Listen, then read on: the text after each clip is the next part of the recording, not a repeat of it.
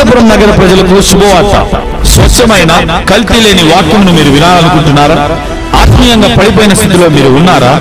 ఎన్ని ప్రయత్నములు చేసినా కూడా మీ వ్యాధులు నయం కావడం లేదా? అప్పుల ఊబిలో చిక్కుకొని ఉన్నారా? భయము చేత, దురాత్మల చేత, చేతబడి శక్తుల చేత పీడింపబడుచున్నారా?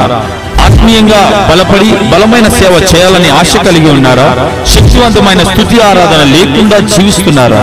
అయితే మీ కొరకే దేవుని చేత పిలువబడి, దేవుని చేత అభిషేకించబడి, దేవుని చేత పంపబడిన దైవజనులు, టీవీ ప్రసంగికులు reverend doctor Daniel R James garu Anantapuram నగరంలో ప్రతి ఆదివారం సాయంత్రం 6 గంటలకు ఆరాధనను ప్రారంభించారు. కనుక ఈ ఆరాధనలో పాల్గొని యేసు ప్రభు ద్వారా అత్యధికమైన దీవెనలు పొందుకొనండి. స్థలము Siddhartha function hall, police complex, arts college ఎదురుగా, అనంతపురం. మా ఫోన్ నంబర్స్ 9440040031 మరియు నంబర్ 9440040041. నిజమైన స్వాతంత్రము అను మా యొక్క టీవీ కార్యక్రమాన్ని వీక్షిస్తున్నటువంటి ప్రియులైన వారికి అందరికీ మరొకసారి ప్రభువైన యేసుక్రీస్తు వారి యొక్క నామములో మీకు శుభములు తెలుపుచూ ఆహ్వానం పలుకుతున్నాను. క్రీస్తునందు ప్రియులారా, దేవుని యొక్క వాక్యము మీ యొక్క జీవితములలో ప్రబలమై వ్యాపిస్తున్నదని నేను నమ్ముచు దేవుని యొక్క నామము ఎంతగానో మహిమపరుస్తున్నాను. మరొకసారి దేవుని యొక్క వాక్యాన్ని మీతో పంచుకున్నట్టుకు దేవుడు ఇచ్చినటువంటి యొక్క మంచి అవకాశాన్ని బట్టి, మంచి సమయాన్ని బట్టి ఆయనకు మెండుగా నేను కృతజ్ఞతలను తెలియజేస్తున్నాను. క్రీస్తునందు ప్రియులారా, మానవుని విషయంలో దేవుని యొక్క చిత్తము గురించి నేను పరిచయ వాక్కులుగా మీకు అనేక వారముల నుంచి నేను తెలియజేస్తున్నాను. దేవుడు మానవుని సృజించిన తర్వాత తన యొక్క చిత్తాన్ని ఆయన బయలుపరిచాడు. దేవుడు మానవుని తయారు చేసిన తర్వాత దేవుడు మానవుని దీవించాడు, మానవుని ఆశీర్వదించాడు. మానవుని తయారు చేసిన తర్వాత దేవుడు మాట్లాడినటువంటి మొట్టమొదటి మాటలు ఏమిటో తెలుసా? ఆశీర్వాదపు మాట. పరలోకమందు దేవుడు ఏదైతే ఏలుచున్నాడో భూమి పైన మనుషుడు ఆ రీతిగా జీవించాలని దేవుడు కోరుకున్నాడు. దేవుడు మార్పులైనటువంటి దేవుడు. మానవుని ఎడల ఆయనకు ఉద్దేశాలు ఏమాత్రం కూడా మారలేదు, మారవు కూడా. దేవుని యొక్క వాక్యంలో మీకు నేను రుజువు చేస్తూ వచ్చాను. పాత నిబంధనలోను, కొత్త నిబంధనలోను, మరి ముఖ్యంగా పత్రికలలోను దేవుని యొక్క చిత్తము మానవుని యొక్క జీవితంలో మానవుని ఎడల దేవుని యొక్క చిత్తం అన్నటువంటిది మారలేదు, అది ఎప్పటికీ మారదు కూడా. సో అనేక లేఖన భాగాల ద్వారా నేను మీకు రుజువు చేస్తూ వచ్చాను. సో దేవుడు నరుణ్ణి ఆత్మలాగా తయారు చేశాడు. మనిషి మనసు కలిగి ఉంటున్నాడు. ఆ యొక్క ఆత్మ మనసుతో కలిసి దేహంలో నివాసం చేస్తూ ఉన్నాడు. సో కాబట్టి మనం ఫలించాలి అంటే ఆత్మీయంగా ఫలించాలి, మానసికంగా ఫలించాలి, దేహపరంగా ఫలించాలి. ఆత్మీయంగా ఫలించడం అంటే ఏమిటి? దేవునితో సంబంధం కలిగి ఉండడము. ఒక వ్యక్తి ఎప్పుడు దేవుడితో సంబంధం కలిగి ఉండగలడంటే ఎప్పుడైతే ఆ యొక్క వ్యక్తి నూతన సృష్టిగా మార్చబడతాడు. దేవుని యొక్క స్వభావాన్ని, దేవుని యొక్క సామర్థ్యాన్ని ఎప్పుడైతే ఒక వ్యక్తి పొందుకుంటాడో అప్పుడు ఆత్మీయంగా ఆ యొక్క వ్యక్తి ఫలిస్తున్నట్లు అన్నమాట. ఆత్మీయంగా ఫలించడం అంటే దేవునినే ఆత్మలో కలిగి జీవించడం. దేవుని యొక్క వాక్యంలో వ్రాయబడింది, ప్రభువుతో కలుసుకున్న వాడు ఏకాత్మయే ఉన్నాడు. సో అంటే అర్థం ఏమిటంటే ఆత్మీయంగా ఫలించడం అంటే దేవునితో కలిసిపోవడం. ఆత్మీయంగా ఫలించడం అంటే ఆ దేవుని యొక్క స్వరాన్ని విని అనుదిన జీవితంలో నిర్ణయాలు తీసుకోవడం, ఆ దేవుని యొక్క స్వరం ద్వారా నడిపించబడే జీవితాన్ని కలిగి ఉండడం. సో ఇది ఆత్మీయంగా ఫలించడం అంటే. మానసికంగా ఫలించడం అంటే స్థిరమైన మనస్సు కలిగి ఉండడం, సమ్మతి కలిగినటువంటి మనస్సును కలిగి ఉండడం, ఎంతో నెమ్మదిని కలిగి ఉండడం. వాక్యంలో వ్రాయబడింది కదా, నీ ధర్మశాస్త్రం ప్రేమించే వారికి ఎంతో నెమ్మది కలుగు. హల్లెలూయా. వాక్యంలో వ్రాయబడింది కదా, ఎవరి మనసు నీ మీద ఆనుకున్నో వారిని పూర్ణ శాంతి గల వారిగా నీవు కాపాడుచున్నావు, ఏలైనగా అతడు నీ యందు విశ్వాసం ఉంచి ఉన్నాడని వ్రాయబడింది. ఆత్మానుసారమైన మనస్సు జీవమును సమాధానమై ఉన్నది అని వ్రాయబడింది. క్రీస్తునందు ప్రియులారా, ఒక వ్యక్తి మనసు బాగా లేకుంటే ఆ వ్యక్తి జీవితమే బాగుండదు. ఒక వ్యక్తి యొక్క మనసు స్థిరంగా లేకపోతే ఆ యొక్క వ్యక్తి యొక్క జీవితం స్థిరంగానే ఉండదు. సో ఒక వ్యక్తి యొక్క జీవితం దేనిపైన ఆధారపడి ఉంటుందంటే ఆ వ్యక్తి యొక్క మానసిక స్థితి పైన ఆధారపడి. అందుకే మానసికంగా కూడా మనము వర్ధిల్లాలి. దేవుని యొక్క వాక్యం చేత మన మనసును నింపుకున్నప్పుడు, ఇంగ్లీష్ లో చాలా చక్కగా ఉంటుంది. Let your minds be richly filled with the word of God. దేవుని యొక్క వాక్యం సమృద్ధిగా మీ మనసులలో నివాసము చేయనీయుడి. ఈ మనసు ఉన్నది దేని కొరకు తెలుసా? దేవుని యొక్క వాక్యం నివాసము చేయటం. హల్లెలూయా. దేవుని యొక్క వాక్యం నివాసము చేయటం కొరకే దేవుడు మనసును మన కొరకై నిర్ణయించాడు. హల్లెలూయా. అయితే మనసును మనం చాలా ఇతరాత్ర వాటి కొరకు వాడుతూ ఉంటాం, కానీ ఈ మనసును దేవుని యొక్క వాక్యంతో మనం నింపుకోం. సామెతల గ్రంథంలో ప్రభువు అంటాడు, నా కుమారుడా నా మాటలను నీ మనసు యందు ఉంచుకొను అంటాడు. సో దేవుని యొక్క మాటలను మన మనసులో మనం ఉంచుకోవాలి. దేవుని యొక్క మాటలు మన మనసులో మనం భద్రపరుచుకున్నప్పుడు మన మనసు రూపాంతరం చెందుతుంది. రోమీయులకు రాసిన పత్రిక 12వ అధ్యాయంలో వ్రాయబడిన ప్రకారం మీ మనసు మారి రూపాంతరం చెందుది అన్నాడు. ప్రియులారా, మనం దేవుని యొక్క వాక్యం తీసుకొని మనము రూపాంతరం కావాల్సిన అవసరం ఉన్నదని దేవుడు తెలియజేస్తున్నాడు. It is our responsibility. It is not God's responsibility. It is our responsibility to renew our minds. So మానసికంగా కూడా మనం వర్ధిల్లాలి. చాలా విషయాలు ఇంతకు మునిపే మనసు గురించి నేను తెలియజేశాను. సో తర్వాత దేహం. మరి దేహపరంగా మనము వర్ధిల్లడం అంటే ఏమిటి? దేహపరంగా మనము దీవించబడడం అంటే ఏమిటి అంటే దైవిక పరమైన ఆరోగ్యమును కలిగి ఉండడం. మోషే జీవితంలో ఒకసారి చూడండి. మోషే చనిపోయినప్పుడు మోషే యొక్క వయసు 120 సంవత్సరాలు. అతనికి దృష్టి మాంద్యం లేదు, అతని శరీరంలో సత్తువ తగ్గలేదు. దేవుడు పక్షపాతి కాదండి. మోషే దేవుడే మన దేవుడు. పాత నిబంధనలు ఉన్న భక్తులే అటువంటి ఆరోగ్యాన్ని అనుభవించినట్లయితే కొత్త నిబంధనలు ఉన్నటువంటి మనము, శిలువ రక్తం పైన ఆధారపడినటువంటి మనము, మరి శ్రేష్టమైన నిబంధన క్రింద ఉన్నటువంటి మనము మరి ఎంత ఎక్కువగా దైవికపరమైన ఆరోగ్యాన్ని అనుభవించాలి కదా. ఈనాడు అనేక మంది క్రైస్తవులు ఆరోగ్యం విషయంలో వెనుకబడ్డారండి. అనేక మంది క్రైస్తవులు అనారోగ్యం చేత సఫర్ అవుతున్నారు. అనేక మంది క్రైస్తవులు అనారోగ్యం చేత చనిపోతూ ఉన్నారు. దేవుని యొక్క పిల్లలు జబ్బులతో జీవించకూడదు. దేవుని యొక్క పిల్లలు జబ్బులతో చనిపోకూడదు. దేవునికి చిత్తమైనంత మాత్రం అందరి జీవితంలో జరుగుతుందని అనుకోవడం పొరపాటు. దేవుని యొక్క చిత్తము మన దేహపరంగా ఏమైనదంటే మనము చనిపోయేంత వరకు కూడా మంచి ఆరోగ్యాన్ని కలిగి ఉండాలని దేవుని యొక్క చిత్తమైనది. మనము చనిపోయేంత వరకు కూడా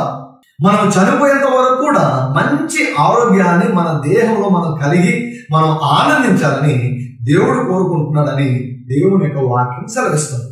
యోహాను గారు తన 3వ పత్రికలో రాశారు కదా, ప్రియుడా అన్నిటికంటే ముఖ్యంగా నీ మనసు వర్ధిల్లుచున్న ప్రకారము నీవు అన్ని విషయంలో వర్ధిల్లుచు ఆరోగ్యంగా ఉండవాలని నేను కోరుచున్నాను అన్నాడు. సో దేవుని యొక్క చిత్తం ఏమిటంటే మనం ఆరోగ్యంగా ఉండాలి అన్నటువంటిది దేవుని యొక్క చిత్తం. పాత నిబంధన గ్రంథం నుండి అనేక లేఖన భాగాల ద్వారా నేను మీకు చూపించాను.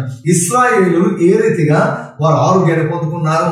వారి యొక్క కుటుంబాలలో నిస్సత్వ చేత తొట్టిల్లు వారు ఒక్కరు కూడా లేరంట. కృష్ణుని ప్రియ 103వ కీర్తనలో దావీదు గారు అంటారు, ఆయన నీ యొక్క సంకటం అన్నిటినీ కుదుర్చునని తెలుగులో రాయబడింది.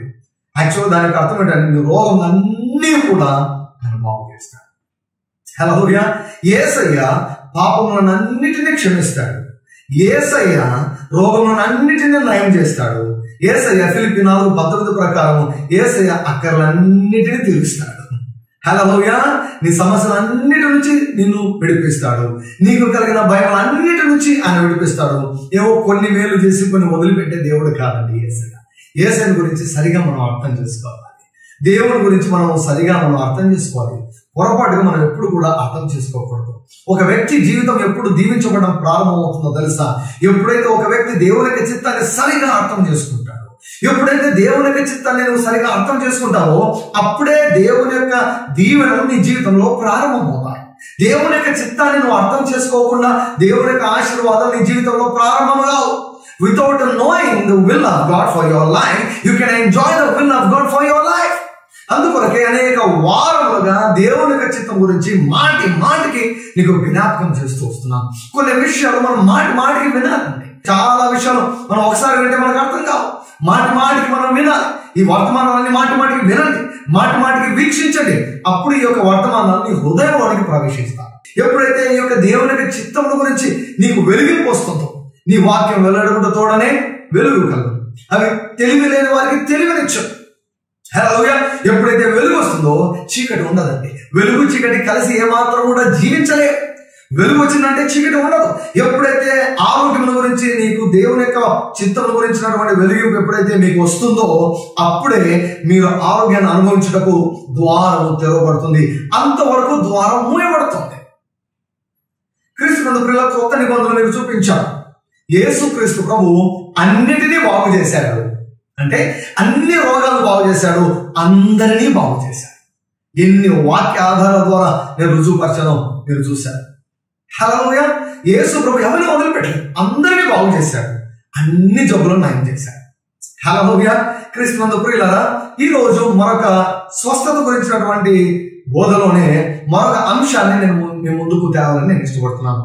దైవిక పరమైన స్వస్థతను పొందుకున్నటకు ఉన్నటువంటి ఆటంకం, road blocks to receive healing from God, road blocks in receiving divine healing in to our physical bodies. So కొన్ని ప్రశ్నలు ఉన్నాయి, కొన్ని సందేహాలు ఉన్నాయి. ఒక మాట మీకు తెలియజేయాలని ఇష్టపడుతున్నాను. దేవుని యొక్క దీవెనను మనం పొందుకోకుండా అడ్డుకునేది ఎవరంటే సాతాను కాదు, కానీ మన మనస్సే. మన మనస్సే. సాతాను ఏ రీతిగా అడ్డుకుంటాడంటే తప్పుడు సిద్ధాంతములను, తప్పుడు అభిప్రాయములను, తప్పుడు ఆలోచనలను, తప్పుడు నమ్మకములను మన మనసులో వాడు నాటి వాటిని దుర్గములుగా చేశాడు. మనసులో దుర్గాలే ఈనాడు నీవు స్వస్థత పొందుటకు అడ్డంకులు. ఈ దుర్గాలు నీ మనసులో ఉన్నంత వరకు, ఈ అభిప్రాయాలు నీ మనసులో ఉన్నంత వరకు, ఈ తప్పుడు సిద్ధాంతములు నీ మనసులో ఉన్నంత వరకు, తప్పుడు నమ్మకాలు నీ మనసులో ఉన్నంత వరకు స్వస్థత నీకు లభించదు. స్వస్థత నీకు లభించాలంటే కొన్ని అడ్డంకులు ఉన్నాయి. ఆ అడ్డంకులు పోవాలి. ఆ అడ్డంకులు ఎక్కడ ఉన్నాయి? మనసులో ఉన్నాయి అడ్డంకులు. There are hindrances in your mind. Your mind is the key. అందుకే చెప్తున్నాను, నీ మనసే తాలూకు చెవి. నీ మనసు వర్ధిల్లితేనే నువ్వు ఆరోగ్యంలో వర్ధిల్లుతావు. నీ మనసు వర్ధిల్లకుంటే నువ్వు ఆరోగ్యంలో వర్ధిల్లలేవు. నీ మనసు దేవుని యొక్క చిత్తం గురించినటువంటి గ్రహింపులో వర్ధిల్లాలి. నీ మనసులో ఉన్న అడ్డంకులన్నీ తొలగిపోవాలి. ఎప్పుడైతే అవి తొలగిపోతాయో అప్పుడే దేవుని యొక్క స్వస్థత, దైవికపరమైన స్వస్థత నీ దేహంలో పనిచేయడం ప్రారంభమవుతుంది. అప్పుడే దేవుని యొక్క వాక్యం నీ దేహంలో పనిచేయడం ప్రారంభమవుతుంది. దేవుని యొక్క వాక్యానికి ఉన్నటువంటి ప్రత్యేకత ఏమిటో తెలుసా? అది నీ ఆత్మ పైన పనిచేస్తుంది, నీ మనసు పైన పనిచేస్తుంది, నీ దేహం పైన పనిచేస్తుంది, నీ కుటుంబం పైన పనిచేస్తుంది, నీ వ్యాపారం పైన, నీ ఉద్యోగం పైన, నీ జీవితంలో ఉన్న ప్రతి ఏరియా పైన, ప్రతి కోణంలో పనిచేస్తుంది. హల్లెలూయా. ఆ వాక్యానికి విరోధంగా ఏమున్నా కూడా వాటిని నాశనం చేస్తుంది. ఆ వాక్యము తన యొక్క ఉద్దేశాన్ని నీ జీవితంలో నెరవేర్చడం శక్తి కలిగినటువంటిది దేవుని యొక్క వాక్యం అని నేను తెలియజేస్తున్నాను. అనేక సాక్ష్యములు మేము వింటున్నాం. ఈ దేవుని యొక్క వాక్యం యొక్క శక్తి, ఈ దేవుని యొక్క వాక్యం ఎలా ఏ రీతిగా ప్రజలను రక్షణలోనికి నడిపిస్తుందో, ఈ దేవుని యొక్క వాక్యం ప్రజలను ఎంతో నెమ్మది కలిగినటువంటి వారిలాగా ఏ రీతిగా నడిపిస్తుందో, ఈ దేవుని యొక్క వాక్యం ప్రజల దేహాలను ఏ రీతిగా జీవింపజేస్తుందో, ఈ దేవుని యొక్క వాక్యం అనేక దరిద్రులను, పేదవాళ్ళని ఐశ్వర్యానికి ఏ రీతిగా హెచ్చిస్తుందో అనేక సాక్ష్యములను మేము వింటూ ఉన్నాం. అందుకే పౌలు గారంట రోమీయులకు రాస్తుంటాడు 1:16 నేను సువార్త విషయమై సిగ్గుపడవాడని కాను. I'm not ashamed of the gospel of Christ. ఈ యొక్క సువార్త నమ్ము ప్రతివానికి, ఎవరైతే అంగీకరిస్తారో, ఎవరైతే ఈ వాక్యాన్ని నమ్ముతారో, నమ్ము ప్రతివానికి రక్షణ కలుగు చేయటకు, అది యూదునికైనా సరే, గ్రీసు దేశస్తునికైనా సరే, అది చదువు వచ్చిన వారికైనా సరే, చదువు రాని వారికైనా సరే, అవి ఎవరికైనా సరే ఇవి రక్షణ కలుగు చేయటకు, స్వస్థత కలుగు చేయటకు, ఆరోగ్యం కలుగు చేయటకు, దీవించుటకు శక్తి కలిగినటువంటి దేవుని యొక్క వాక్యము. హల్లెలూయా. నేను ప్రకటించే వాడిని కార్యం చేసేది దేవుని యొక్క వాక్యం. హల్లెలూయా. ఆ వాక్యమే మీలో కార్యసిద్ధి కలుగు చేస్తున్నది అని పౌలు గారు తన పత్రికలో రాస్తారు. ఈ దేవుని యొక్క చిత్తాన్ని నువ్వు ఎప్పుడైతే మనసులో గ్రహించి ఆ యొక్క దేవుని యొక్క చిత్తానికి విరోధంగా ఉన్న ప్రతి ఆలోచన నువ్వు తొలగించి వేస్తావు, అప్పుడే స్వస్థత ప్రారంభమవుతుంది.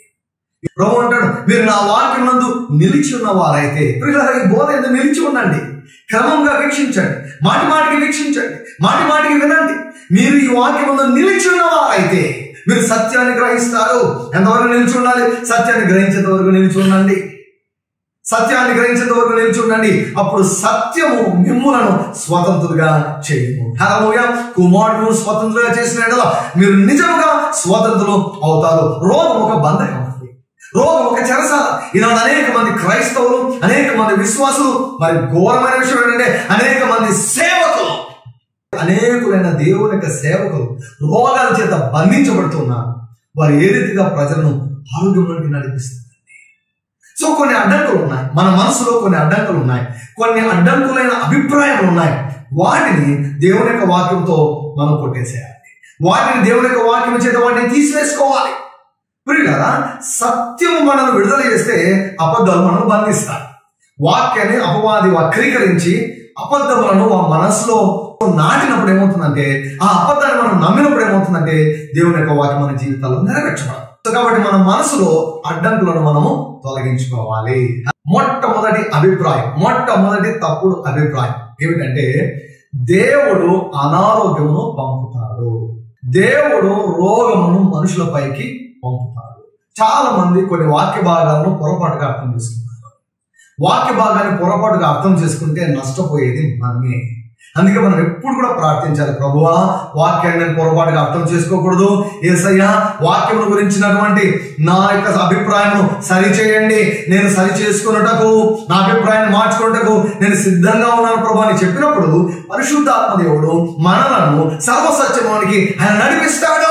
చాలా మంది ఈ యొక్క వాక్య భాగాన్ని ఆధారం చేసుకుని దేవుడు తన ప్రజలకు రోగాలు ఇస్తాడు అని తెలియజేస్తూ ఉంటారు. చూడండి, నిర్గమకాండము 15వ అధ్యాయము 26వ వచనం. మీ దేవుడైన యెహోవా వాక్కును శ్రద్ధగా విని ఆయన దృష్టికి న్యాయమైనది చేసి ఆయన ఆజ్ఞలకు విధేయులై ఆయన కట్టడలన్నిటినీ అనుసరించి నడిచిన ఎడల నేను ఐగుప్తీయులకు కలుగజేసిన రోగములలో ఏదియు మీకు రానియను, నిన్ను స్వస్థపరచు యెహోవాను నేనే అనను. దేవుడు రోగములను కలుగజేయడు, రోగములను దేవుడు అనుమతిస్తాడు. God will not commission sickness, but God will permit sickness. దేవుడు అనుమతిస్తాడు. అనుమతించడం వేరు, దేవుడే ఆ రోగాన్ని కలుగజేయడం వేరు. ఎప్పుడైతే దేవుడు భద్రతను తొలగిస్తాడో ఏమవుతుందో తెలుసా, రోగాలు వచ్చేస్తాయి అన్నమాట. పాత నిబంధనల గ్రంథంలో ఇశ్రాయేలు జీవితంలో మీకు చూపించాను. ఎప్పుడైతే వారు దేవుని పైన సనిగారో, ఎప్పుడైతే వారు దేవుని పైన గొనిగారో, వారు భద్రత నుంచి బయటికి వెళ్ళారు. భద్రత నుంచి ఎప్పుడైతే బయటికి వెళ్ళారో వారు జబ్బుల పాలు అయ్యారు. ఇక్కడ ప్రభు ఏమంటున్నాడంటే, నేను ఐగుప్తులకు కలుగజేసినటువంటి రోగంలో ఏది కూడా మీకు రానివ్వను అంటున్నాడు. దేవుడు రోగాలు కలుగజేయడు. ఇంకా కొన్ని వాక్య భాగాలు ఉన్నాయి, వాటిని కూడా చాలా మంది పొరపాటుగా అర్థం చేసుకుంటాం. ఉదాహరణకు యెషయా గ్రంథము 45వ అధ్యాయము 7వ వచనం. నేను వెలుగును సృజించువాడను, అంధకారమును కలుగజేయువాడను, సమాధానకర్తను, కీడును కలుగజేయువాడను నేనే, యెహోవాను నేనే, వీటినన్నిటినీ కలుగజేయువాడు. దేవుడు కీడును అనుమతిస్తాడు కానీ కీడును కలుగజేయడు. దేవుడు కీడును సృష్టించాడు. కీడు చేసేవాడు ఎవరండి? అపవాది. నష్టం చేసేవాడు ఎవరండి? అపవాది. క్రీస్తునందు ప్రియులారా, పాత నిబంధన అంతా కూడా ఛాయ, అది నీడ లాంటిది. నీడను చూసి మనం ఒక వ్యక్తి ఎలా ఉన్నాడో మనం చెప్పలేము.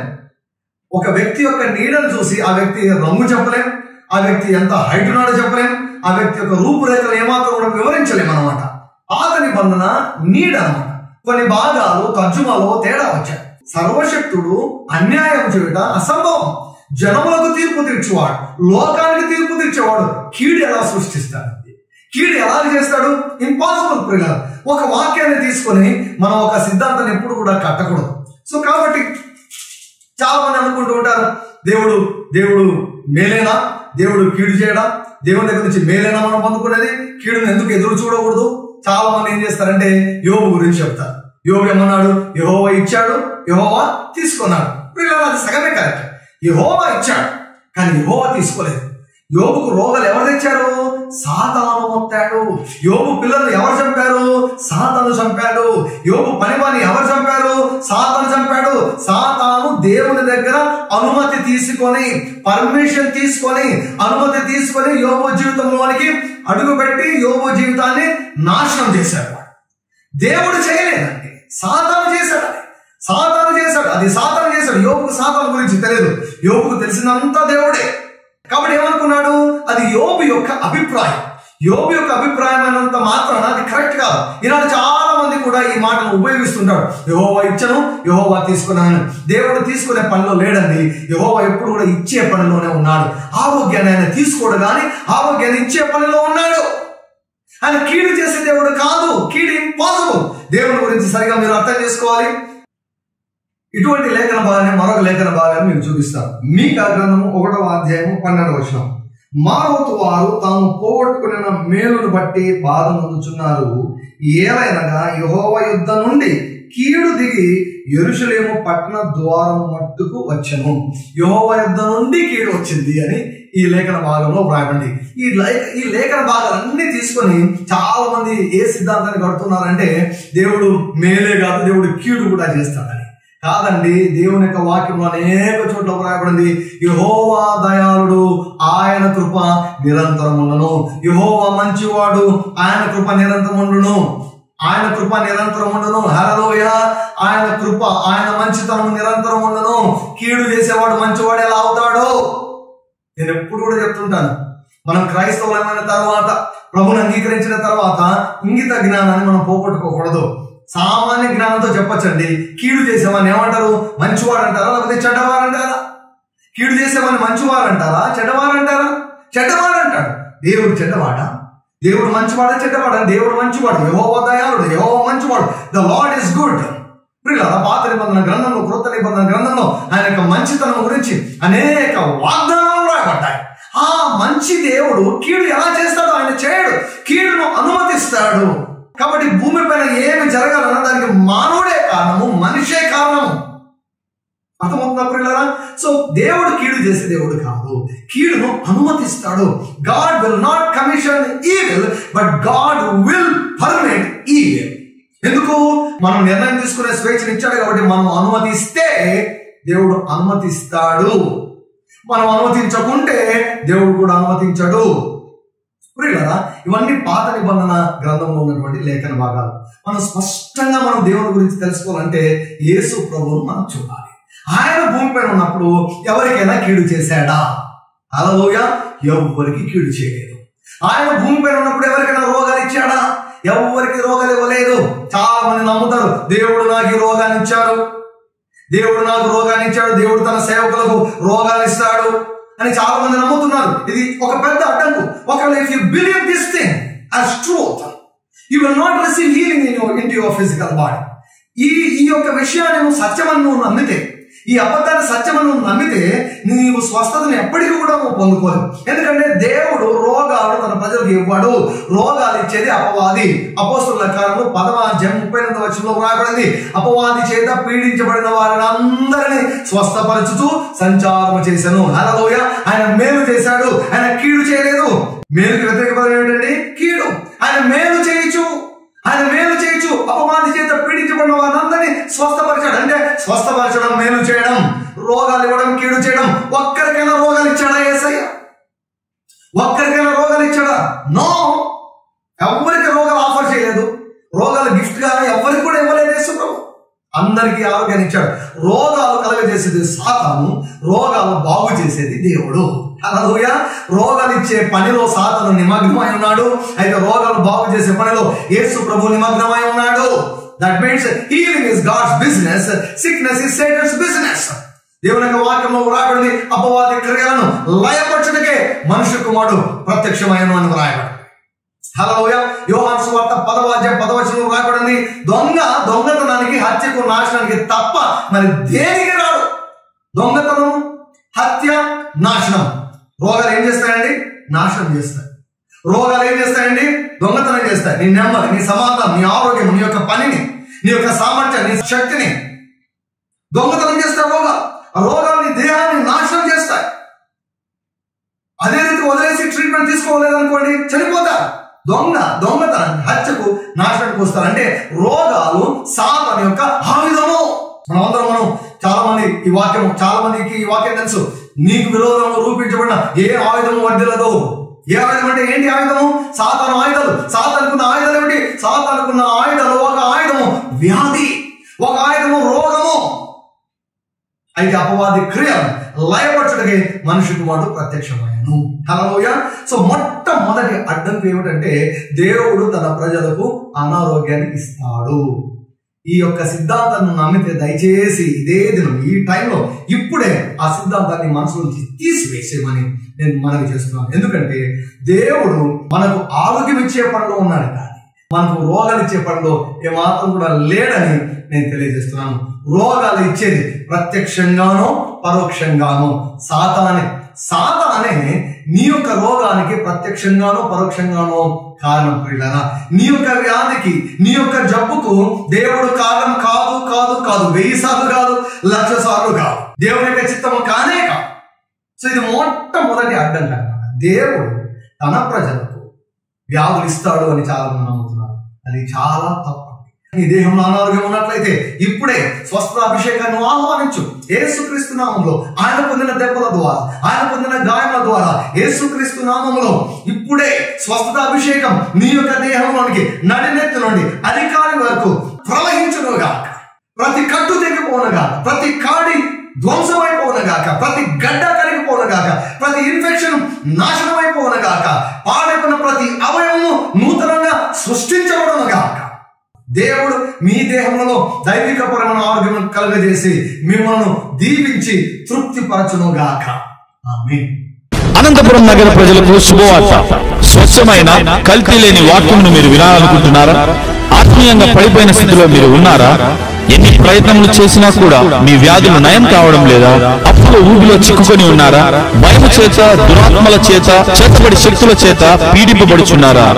ఆత్మీయంగా బలపడి బలమైన సేవ చేయాలని ఆశ కలిగి ఉన్నారా?